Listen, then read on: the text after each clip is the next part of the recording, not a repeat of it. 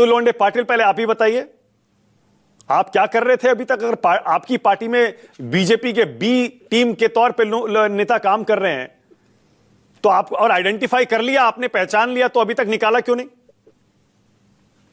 नहीं, लोगों को तो अभी संदेशा मिल गया है, या तो पूरी तरह से उधर चले जाओ या पूरी तरह से इधर रहो। जो स्लीपर सेल है, अभी सैयद भाई अच्छे से समझ पाएंगे क्योंकि सैयद भाई भी पहले हमारे पार्टी में ही थे, ऐसी मेरी जानकारी है। मैं तो काफी लेट आया पॉलिटिक्स में, लेकिन सैयद भाई भी हमारे पार्टी में थे, ऐसा मैंने सुना है। कितना सच है क्या है वो सैयद भाई बताएंगे। तो जो स्लीपर सेल है, वो स्लीपर सेल दो वजह से काम करता है।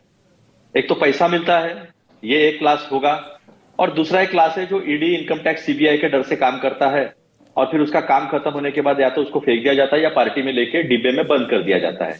ऐसे कई हमारे प्रवक्ता भी है, पहले हमारे आते तो काफी आते थे, आजकल डिब्बे में बंद है। उन्होंने ये भी कहा, जाओ बाहर जाओ, पार्टी में जाओ, फिर तुम्हारा कितना महत्व रहता है वो तुम्हें पता चल जाएगा। तो ये सारी बातें जो सामने लाई, लेकिन अर्जुन मेघवाल जी का स्टेटमेंट मुझे बड़ा, मैंने हंसी आई मुझे उस बात पे कि राहुल जी को गंभीरता से कौन लेता है। भैया 8-8 लोगों की टीम लगाई है, रोजगार मिल जाता है सब लोगों को। आजकल एक मंत्री जो है हमारी वस्त्रोद्योग मंत्रालय में थी, वो बेचारी नहीं है, उनको उनसे काम छीन लिया गया, तो अभी उनके पास काम नहीं बचा। सारे लोग जो है राहुल जी के बाद, बोलने के बाद सारे लोग सामने आ जाते और पूछते हैं कि फिर राहुल जी को सीरियसली लेता कौन है। तो सीरियसली लेते भी हो, बहुत ज्यादा सीरियसली लेते हो, सामने आकर बयानबाजी भी करते हो और इस तरह से बोलते हो, तो थोड़ा सा घबराहट जो है वो दिखती है। अच्छा, क्योंकि वोटर लिस्ट की गड़बड़ भी पकड़ी गई। दो चीजें हैं, मैं चाहता हूं आप दोनों पर बोलिएगा। जफर इस्लाम, एक सेकंड, मुझे पता है जफर इस्लाम बेताब है ये बताने के लिए भी कांग्रेस में थे या नहीं थे। अच्छा चलिए जफर इस्लाम, पहले आप ही बता दीजिए भाई, बता दीजिए कभी कांग्रेस में थे क्या? मुझसे 2 सवाल पूछ लीजिए। नहीं, ऐसा नहीं, कोई बेताबी नहीं है, हकीकत तो सबको मालूम होना चाहिए।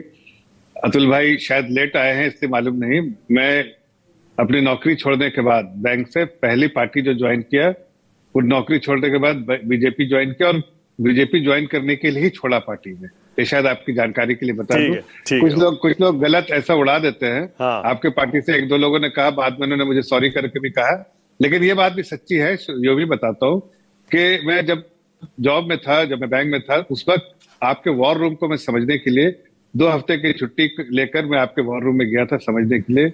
लेकिन उसके अलावा मेरा कोई, न कभी मैंने कोई पार्टी ज्वाइन किया है, न कभी कोई प्राइमरी मेंबरशिप ली है, न कोई लेकिन वो उस सब छोड़ दे। अभी बात जो कर रहे हैं उसके बारे में, मैं एक बहुत ही मामूली सा इंसान हूं, मेरे बारे में चर्चा नहीं होनी चाहिए, लेकिन जो चर्चा थी अभी राहुल गांधी जी के बारे में, अतुल लोंडे पाटिल साहब कुछ फरमा रहे थे, मैं उसका जवाब देता हूँ। देखिए भाई, ऐसा है, ये दुनिया की कहावत है, और यहाँ पर जितने लोग बैठे उसमें आप भी शामिल हैं अतुल भाई, आप इस बात को मेरे गलत नहीं कह सकते कि कोई भी लीडर अगर if is not leading from the front, सामने से लीडर, सेनापति आपका मजबूत ना हो तो उसकी बात का वजन कम होता है।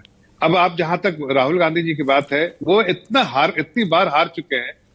अब अगर वो हारे हुए हैं और उनका कोई ऐसा इन्फ्लुएंस नहीं है पार्टी के कार्यकर्ताओं के बीच में, और जाके ये ज्ञान देंगे कि हार क्यों होती है, इसके पीछे क्या कारण है, तो लोग मेरे ख्याल से नहीं मानेंगे इस बात को। हकीकत यह है कि उन्हें सबसे पहले अपना पद छोड़ना चाहिए, इस तरह की नसीहत देनी छोड़नी चाहिए, और ऐसे लीडर को मौका देना चाहिए जो वाकई मौका कौन सा